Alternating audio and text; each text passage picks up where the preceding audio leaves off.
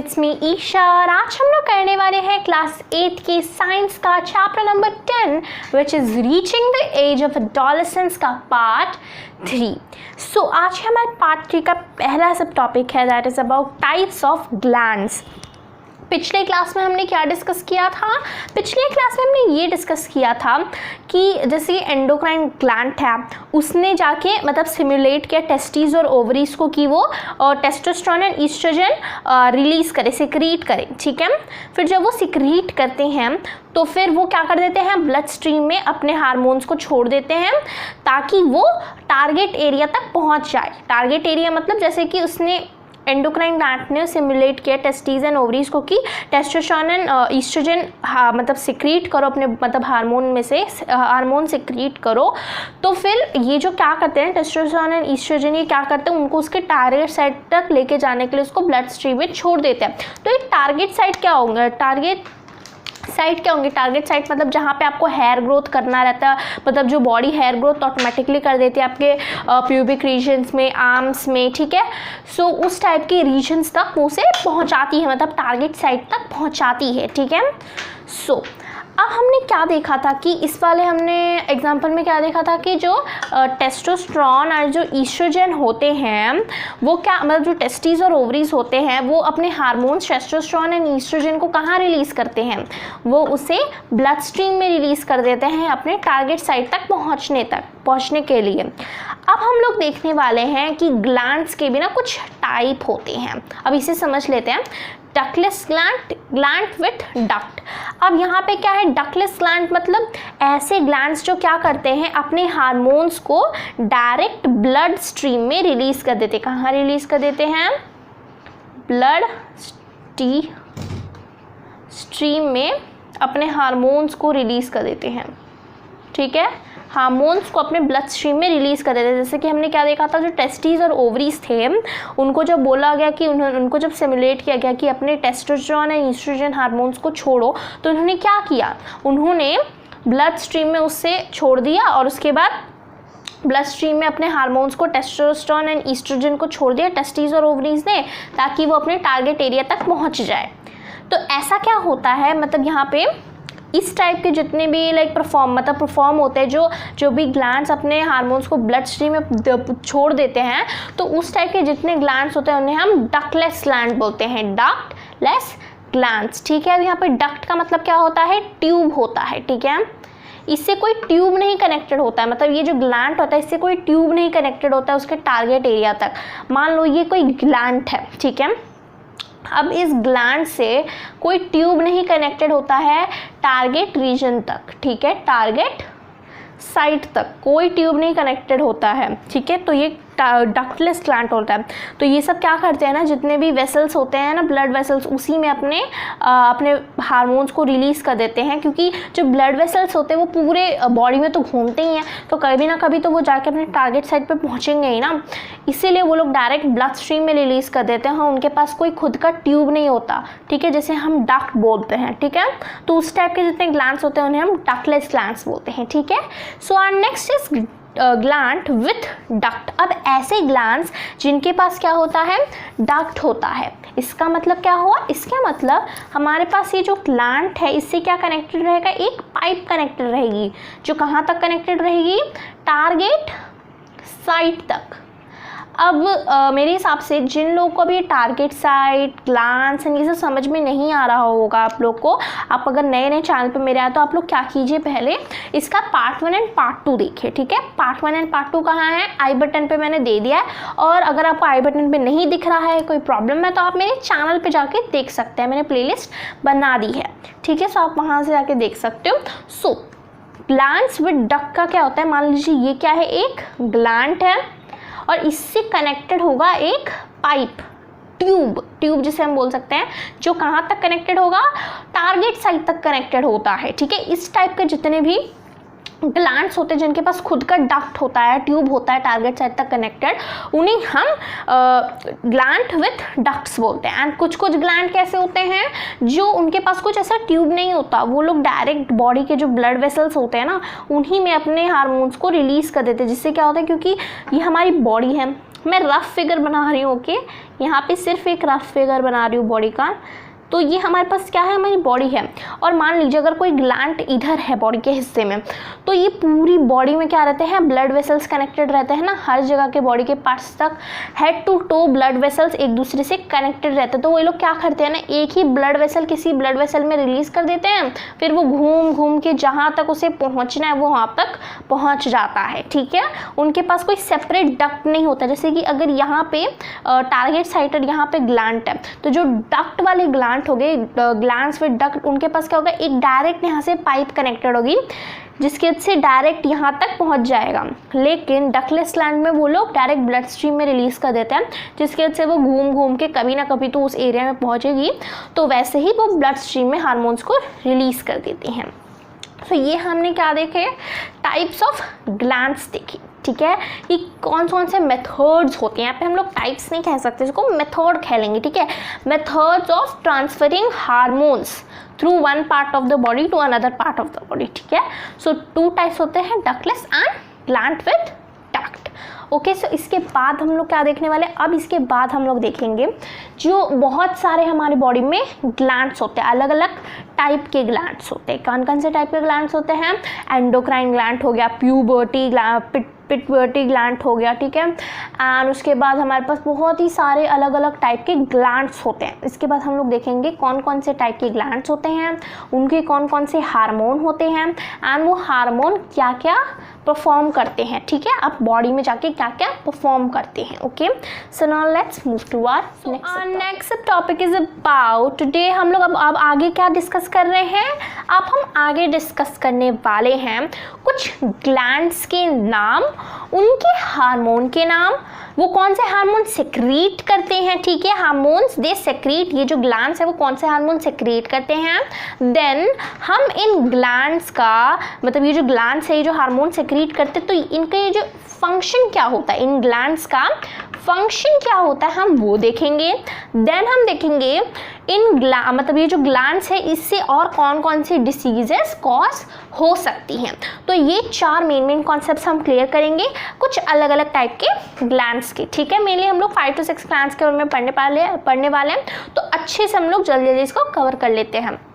First हमारे पास एक और चीज़ आपको बता दूं, यहाँ पे जो ब्लैक से इंडिकेटेड है वो क्या है, ग्लैंड्स है। जो ग्रीन से इंडिकेटेड है दे आर हार्मोन नेम्स। जो रेड कलर से मैंने लिखा है वो है उनके फंक्शंस, एंड जो ब्लू कलर से लिखा है वो उनके डिसीजेज है। मैंने यहाँ पे भी लिख दिया है। ठीक है, आपको कोई डिफिकल्टी ना हो।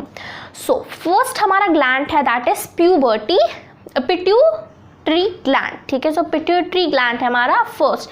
सो यहाँ पे ब्लैक कलर का मैंने ग्लैंड से इंडिकेट कर दिया। सो पिट्यूटरी ग्लैंड एक ग्लैंड का नाम है। अब ये जो ग्लैंड है कौन सा हार्मोन सेक्रीट करता है, ये ग्रोथ हार्मोन सेक्रीट करता है। ठीक है, सो ये जो पिट्यूटरी ग्लैंड है ये एक ग्रोथ हार्मोन नाम की हार्मोन को ये सेक्रीट करता है। हम इसे GH हार्मोन भी बोल सकते हैं, ग्रोथ हार्मोन और GH hormone. Pituitary gland growth hormone को सेक्रीट करता है। अब इसके फंक्शंस क्या होते हैं, इसके फंक्शंस हैं अब controls the overall growth of nucleus and bones. ये क्या करता है, ओवरऑल ग्रोथ को कंट्रोल करता है न्यूक्लियस एंड बोन्स का। ठीक है, जितने भी ओवरऑल ग्रोथ होते हैं हमारे, उन सबको ये क्या करता है, कंट्रोल करता है। ठीक है, ओवरऑल ग्रोथ को कंट्रोल करता है।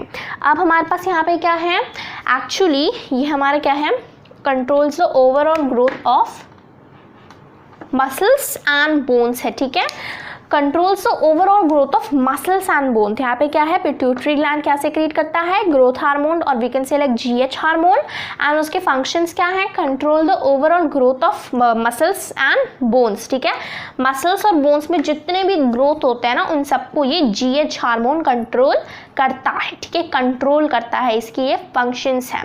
अभी जो ब्लू कलर से मैंने लिखा है दे आर डिसीजेस। अब इससे कौन कौन से डिसीजेस कॉज हो सकती है। सो यहाँ पे हमारा कौन सा मेन एक डिसीज मैंने लिखा है, ड्राफिज्म। सो ड्राफिज्म कैसा डिसीज है, ड्राफिज्म एक ऐसा डिसीज है जब आपके बॉडी में क्या हो जाता है, less secretion of GH making. जब आपके बॉडी में जो ये GH हार्मोन है पिट्यूटरी ग्लैंड जो जीएच हार्मोन सेक्रीट करता है, अगर ये लेस सिक्रीशन होने लगा इसका, तो आपको एक बीमारी हो जाएगी और we can select disease cause हो जाएगा which is known as dwarfism. Okay, so ये हमने क्या देख लिया, हमारा फर्स्ट ग्लैंड देख लिया। So now let's move to our second gland. So our next one is thyroid gland. So thyroid gland यहाँ पे ग्लैंड का नाम है, ठीक है, हमारा सेकेंड मोस्ट ग्लैंड है। थायराइड ग्लैंड कौन सा हार्मोन सेक्रीट करता है, इट सेक्रीट्स थायरॉक्सिन, ठीक है। सो जो थायराइड हार्मोन होता है वो थायरॉक्सिन सेक्रीट करता है, ठीक है, उस थायरॉक्सिन हार्मोन को सेक्रीट करता है, ठीक है।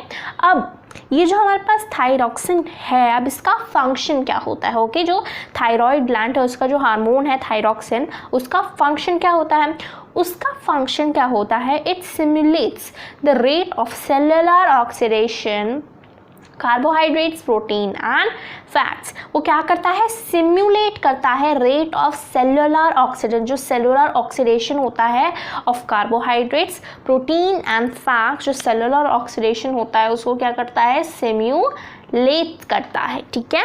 अब इसका डिसीज़ क्या हो सकता है, अगर इस ग्लैंड से हमें कौन कौन से डिसीज़ हो सकते हैं, सो यहाँ पे एक डिसीज़ का नाम है गॉइटर।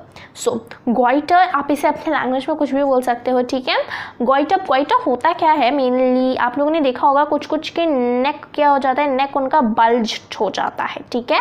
आप लोगों ने नोटिस क्या होगा, कुछ कुछ लोग मतलब जो जिनको ये होता है बीमारी, आप लोगों ने फोटो देखा होगा, अगर अभी भी आपको नहीं पता आप गूगल पर टाइप करके देख सकते हैं कि व्हाट इज़ थायराइड। उसमें क्या होता है ना, जो आदमी होता है उसके साथ क्या हो जाता है, उसका जो नेक होता है ना वो बहुत ही ज़्यादा बल्ज्ड आउट हो जाता है, ठीक है, उसे हम क्या बोलते हैं, गॉइटर बोलते हैं, ठीक है। तो अब देखते हैं गॉइटर होता कैसे है।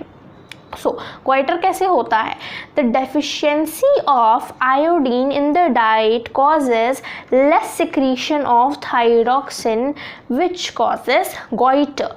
तो गॉइटर कैसे होता है, जब आपके डाइट में आयोडीन की कमी हो जाती है तो ये जो थायराइड ग्लैंड है वो थायरॉक्सिन जो हार्मोन है उसे उसका सिक्रीशन कम हो जाता है, जिसके वजह से आपके बॉडी में क्या हो जाता है, गॉइटर हो जाता है। This is known as goitre, bulged out of the neck is known as goitre, ठीक है, मतलब बहुत ही ज़्यादा बल्ज्ड आउट ऑफ नेक, ठीक है। सो थायराइड क्या प्रोड्यूस करता है, थायरॉक्सिन प्रोड्यूस करता है, उसका फंक्शन क्या होता है, वो cellular oxidation of carbohydrates and protein and fat को सिमुलेट करता है, उनके रेट को। एंड गॉइटर नाम की आपको बीमारी से हो सकती है अगर आपके डाइट में आयोडीन नहीं है, जिसके वजह से क्या, अगर डाइट में आयोडीन नहीं रहेगा, लेस होगा डाइट में आयोडीन, उसके से क्या होगा, जो थायराइड होगा, थायराइड जो ग्लैंड होता है वो थायरॉक्सिन कम सिक्रीशन, उसका लेस सिक्रीशन करने लगेगा, जिसके वजह से आपको ये बीमारी हो सकती है। Okay, so now let's move to our next gland. So our next two glands and the last two glands are adrenal gland and pancreas, ठीक है। सो एड्रिनल ग्लैंड कौन सा ग्लैंड है, एड्रिनल ग्लैंड क्या सेक्रेट, एक ग्लैंड का नाम है, ठीक है, वो कौन सा हार्मोन सेक्रीट करता है, वो एड्रिनल हार्मोन सेक्रीट करता है, ठीक है, एड्रिनल उसके हार्मोन का नाम है। अब इसके फंक्शंस क्या हैं, इसके फंक्शंस हैं कंट्रोल्स इमोशंस। अब कंट्रोल इमोशन, हमारे इमोशंस को कंट्रोल करता है कि कब आपको रोना चाहिए, कब आपको हंसना चाहिए, ठीक है, कब आपको मतलब लाइक किसी बात पे गुस्सा होना चाहिए, उस टाइप के इमोशंस को आपको कंट्रोल करता है। ऐसे भी कंट्रोल करता है कि अगर आपने ज़्यादा रो दिया तो उसको कंट्रोल करता है, अगर आपने ज़्यादा एंग्रीनेस दिखा दी उसको कंट्रोल करता है, ठीक है, इमोशंस को कंट्रोल करता है। नेक्स्ट है हमारा regulate blood pressure and heart beat, और ये नेक्स्ट क्या करता है, ये हमारे ब्लड प्रेशर और जिसको हम हाई ब्लड प्रेशर बोलते हैं ना, इसकी बीपी बहुत ज़्यादा बढ़ रही है तो ये क्या करता है ना, उसको रेगुलेट करता है, मतलब ऑलमोस्ट हम लोग कह सकते हैं उसको कंट्रोल करता है, कितना उसको रहना चाहिए उसको कंट्रोल करता है। और हमारे हार्ट बीट को भी रेगुलेट, अगर हार्ट बीट कभी कभी तेज हमारा चलने लगता है, अगर हम दौड़ते हैं, स्किपिंग करते हैं, कुछ करते हैं, तो उसको भी ये रेगुलेट करता है। ठीक है। अब इसकी इस ग्लैंड की वजह से आपको कोई डिसीज़ नहीं हो सकती, इसीलिए इसके यहाँ पे कोई डिसीज़ नहीं है, ठीक है। इस ग्लैंड से आपको कोई डिसीज़ नहीं हो सकती है, ठीक है। सो नेक्स्ट है हमारा पैनक्रियास। तो पैनक्रियास हमारा लास्ट ग्लैंड है, ठीक है। तो ये जो पैनक्रिया है वो कौन से नाम का हार्मोन सेक्रीट करता है, वो इंसुलिन सेक्रीट करता है, ठीक है। इंसुलिन हमारे हार्मोन का यहाँ पे नाम है। अब ये इंसुलिन का फंक्शन क्या होता है, lowers the blood sugar level. ये ब्लड के अंदर जितना भी शुगर होता है ना उसको लोअर करता है, कम करता है। कभी आपने ज़्यादा शुगर खा लिया तो ब्लड में ज़्यादा शुगर हो जाता है तो उसको थोड़ा कम करता है, ठीक है।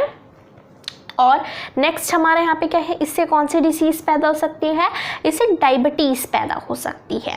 डायबिटीज़ क्या होता है, नॉर्मली आप लोगों को तो पता ही होगा इतना। डायबिटीज़ मतलब कोई ज़्यादा अगर चीनी खा लेता है, मतलब मीठे मीठे प्रोडक्ट्स खा लेता है तो उसको डायबिटीज़ हो जाता है। अब हम इसका रीज़न जानते हैं क्यों होता है। अब तक तो हमने सुना था, अब इसका रीज़न भी जान लेते हैं। रीज़न ये है, when pancreas secrete less amount of insulin, जब पैनक्रिया क्या करता है ना, less amount of insulin secrete करता है, the sugar in the blood increases causing diabetes. तो इससे क्या पता चला, इंसुलिन पहले काम क्या करता है, वो ब्लड के अंदर जितना शुगर है उसको कम करता है। एंड जब ऐसा हो जाता है कि पैनक्रियास थोड़े कम अमाउंट में ये हार्मोन इंसुलिन को सेक्रीट करना स्टार्ट कर देता है, बहुत ही कम अमाउंट में इंसुलिन सेक्रीट करता है, उसके से क्या होता है, ब्लड के अंदर शुगर बढ़ता है, क्योंकि इंसुलिन ही तो है जो शुगर को कम करता है। अब जब यही कम, मतलब अगर यही इसका प्रोडक्शन ही कम हो गया इंसुलिन का ही, तो ब्लड के अंदर जो शुगर है उसका लेवल बढ़ेगा, विच कॉजेज डायबिटीज़। ही हमको डायबिटीज़ कॉज करता है। ये हमने क्या देख लिए, कुछ ग्लैंड्स देख लिए, मोस्ट हमने 4 ग्लैंड्स देख लिए। बहुत ही ज़्यादा इंपॉर्टेंट है, आपके टेक्स्ट बुक में भी है, मैंने यहाँ पे भी अच्छे से आपको बता दिया है। आप प्लीज़ कॉपी कर लीजिए, मैंने एकदम सिंपल फॉर्म में आपको बता दिया है, ठीक है। इससे ज़्यादा सिंपल आई होप मेरे हिसाब से तो कहीं नहीं मिलेगा। मैंने कि ग्लैंड बता दिया, हार्मोन बता दिया, फंक्शन एंड डिसीजेज भी बता दिए हैं, ठीक है। So now let's move to our next sub topic. Last sub topic is about how is the gender of the baby determined, ठीक है। सो कैसे किसी बच्चे का जेंडर डिटरमाइंड होता है, ठीक है। सो इसको समझने से पहले हमें ये पता होना चाहिए कि what is a sperm and what is a egg. Sperm और एग क्या होते हैं, ठीक है। सो स्पर्म्स हमें पता है that is a male gamete and eggs हमें पता है that is a female gamete. Sperm और एग के फ्यूजन से, फर्टिलाइजेशन से एक बच्चा पैदा होता है। अब हम उस बच्चे का जेंडर समझते हैं। तो जो स्पर्म्स होते हैं वो 2 टाइप्स के मान लीजिए होते हैं।